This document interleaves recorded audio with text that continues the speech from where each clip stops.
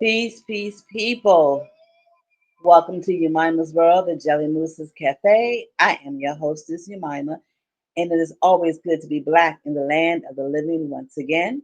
The music that you hear at the beginning is, I do not own the rights to the song. It is a song that calls in the ancestors. It allows you to call in the ancestors. All right, so I wanted to do this one really quick tonight. And I wanted to do this one tonight because of the climate that this country is in right now. And for those of us who are tapping back into our ancestral work and tapping back into the energies of our ancestors, uh, we kind of have an advantage over others who are still under the authoritative religions of the Western world. Our ancestors had that advantage to tap into to the wisdom of their ancestors, and so on and so forth. And so tonight, I just wanted to do a quick episode about asking your ancestors for wisdom and knowledge and which way you should go. So, what prompted this particular episode tonight? Let me explain what I am and what I do. I am a somewhat called griot, which is the French word for African storyteller. In America, you would just call me a storyteller. But the actual African word for storyteller or for griot is the French word. It was the word given to our African ancestors by the French. And I absolutely loathe French fries, and so I won't use that word. I am a Jele Musa. And if you are a male African storyteller, then you are a Jele. I am a Jele Musa. What a jelly musa does is that we are the keepers of the ancestral stories. We are the ones who pass these stories down from one generation to another. We also work where we will go and tell folk tales, folklore stories, mythology or mythical stories, things of that nature. Um, we normally definitely keep our family history alive, and that is what I do for my family, for my mother's side of the family, my father's side of the family. I have traced our lineage all the way back to Africa. On my mother's side, back to Mali, Africa, which is where the Jeli Musa and Jele term comes from, out of Mali, Africa. And to my father's side, which is Guinea-Bissau. And so, in order for me to do what I do, in order for me to tell the stories of the ancestors, I have to get their permission to tell their stories. A lot of times, opportunities will come my way for me to tell their stories, but I have to divine and ask the ancestors what I should do. If it's something that I should consider, if it's a story that they want told, do they want it told in the way that is presented to me, meaning how they want me to tell it, or do they want me to tell it in a different way?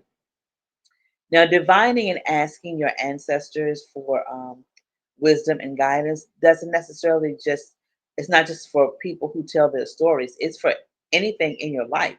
Whether you are seeking a job, whether you are seeking a mate, whether you are seeking to travel, whether you are seeking whatever it is you're seeking, you can divine and ask your ancestors. Every day that I pray to my ancestors, I ask them for wisdom to make good decisions. And that wisdom to make good decisions are decisions about my health, meaning make me aware of the food that I put in my mouth, of my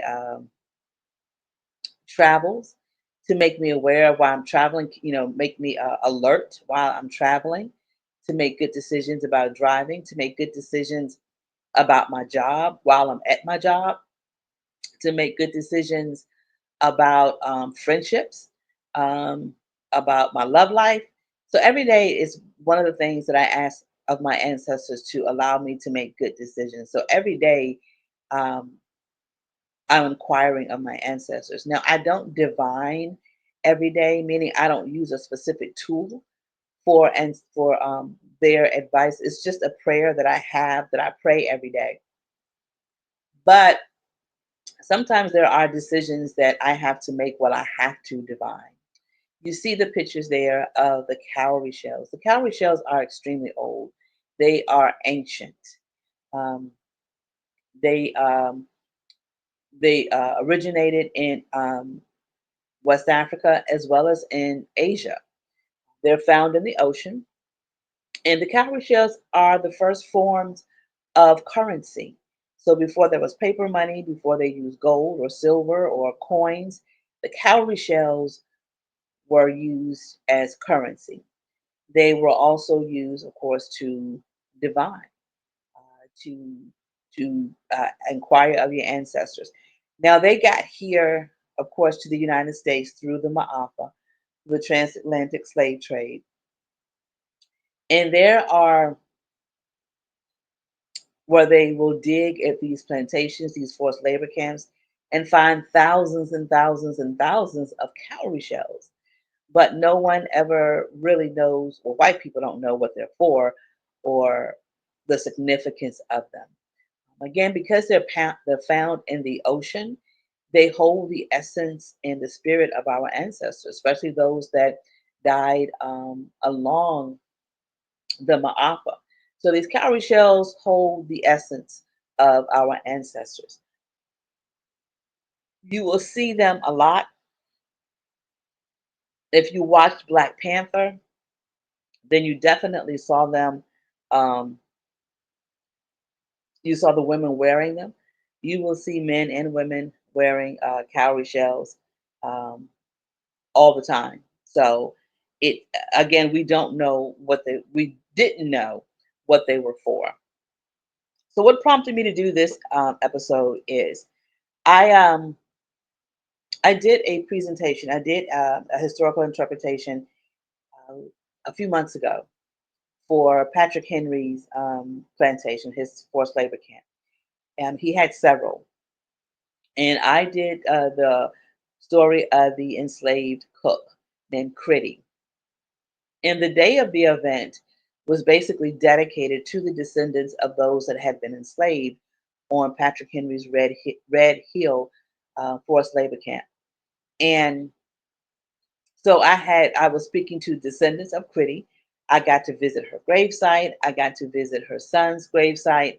I got to go out to the cemetery where the enslaved were buried. I got to visit the quarters. So it was a day of really honoring those enslaved Africans on that forced labor camp. And so when I inquired of Critty, she gave me permission to tell her story. And then I was asked a few months ago to go to one of Patrick Henry's other plantations, forced labor camps, and that's not until next year in March, to do a similar story. No, I said he owned several. So this was also going to be of the enslaved cook, and her name is Dinah. And so we had our first meeting about the event that's taking place. We did a Zoom call, and it was me and a few other, maybe three or four other people who will also be involved in the event. Now, the event is really nothing about those that were enslaved. It's an event really about Patrick Henry.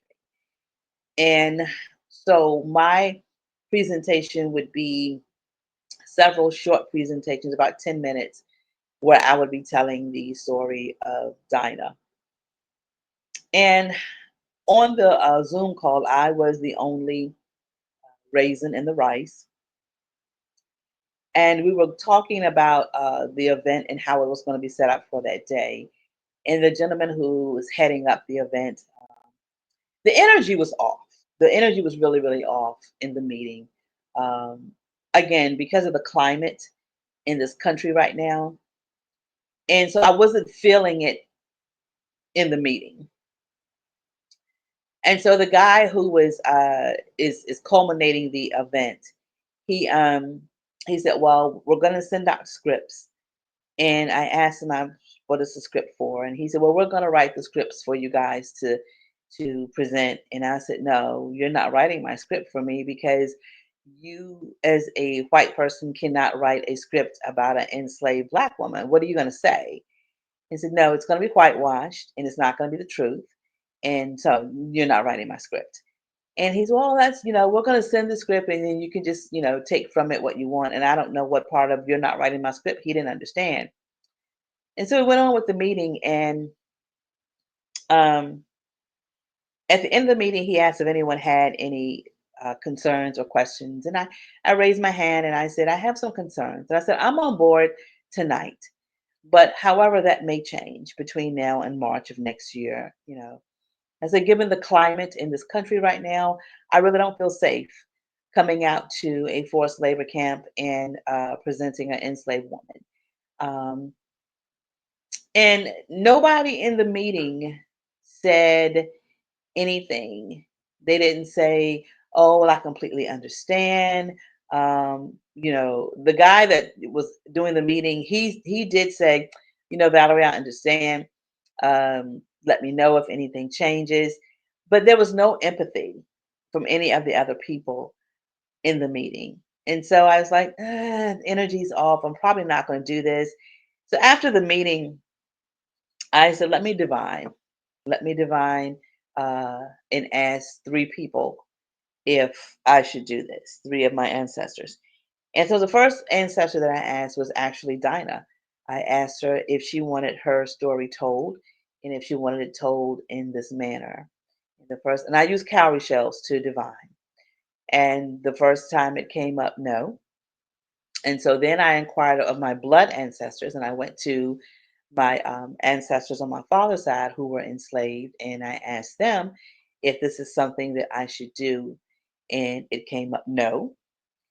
And the third time I asked of my ancestors on my mother's side who were enslaved and asked if this was something that I should do, and it came up, no. And the thing about it is, when you divine with cowrie shells, there are a few ways that you can read it depending on how the shells fall. And you can go online and pull up what the way that they fall and if it's a yes or no.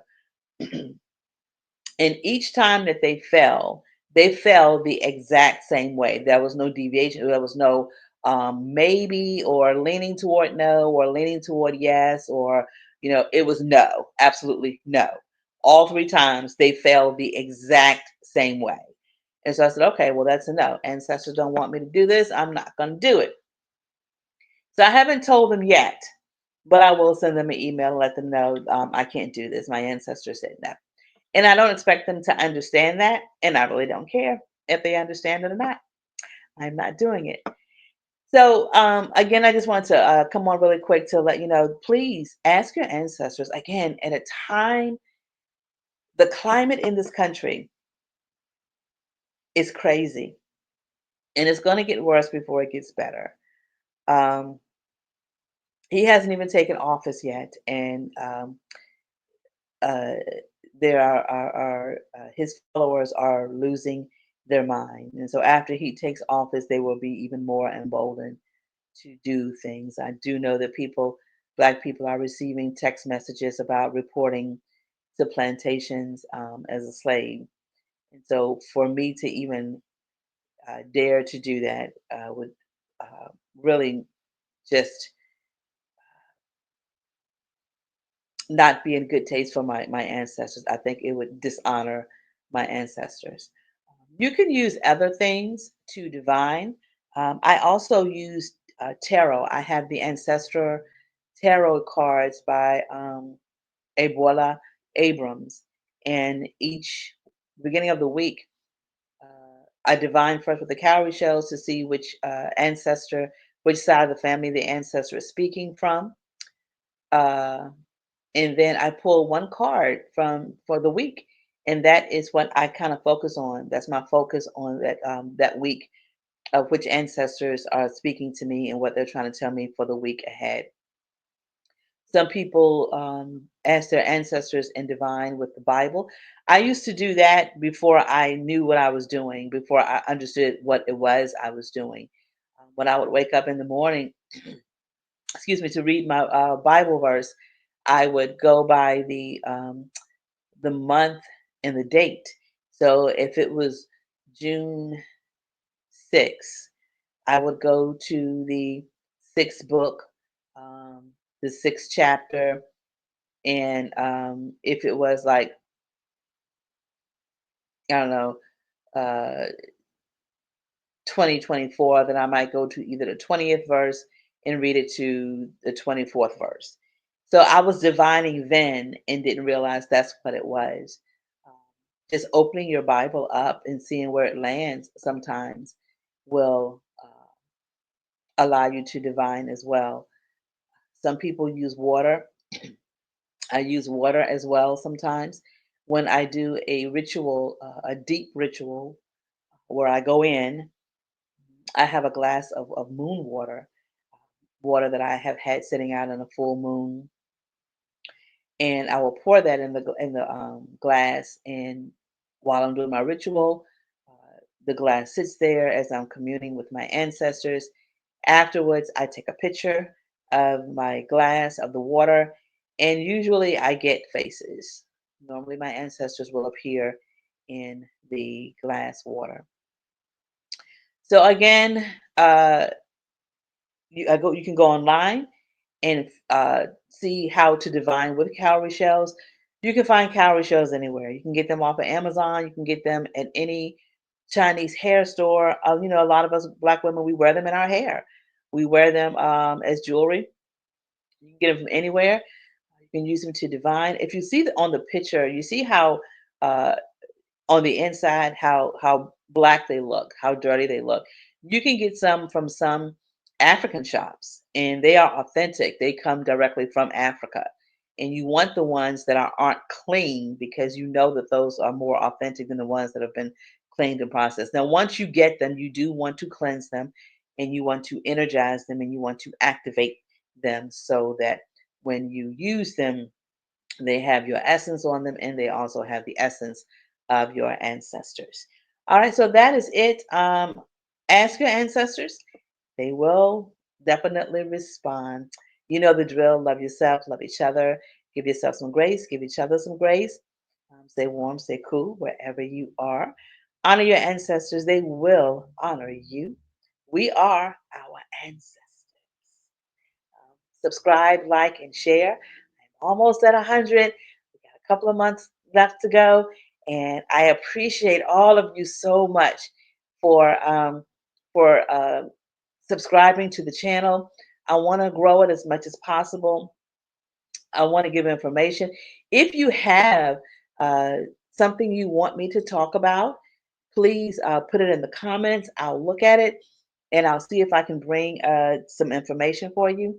We will be doing, or I will be doing, some Meet the Ancestors in the future, because again, I'm a storyteller. I'm a Jelly Musa. I tell the ancestor stories, and they are telling me to present their stories in a different way.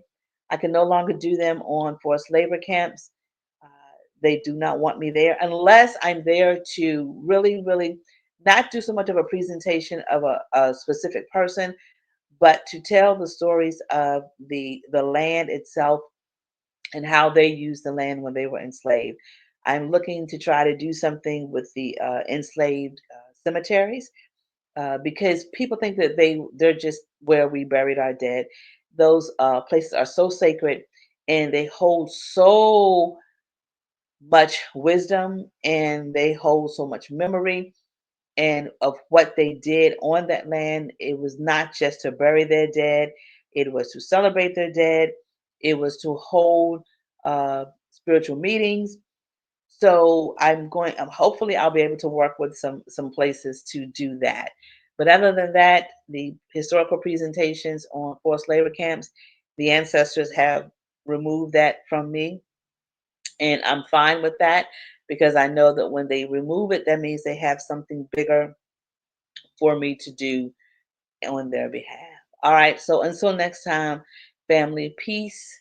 I love you.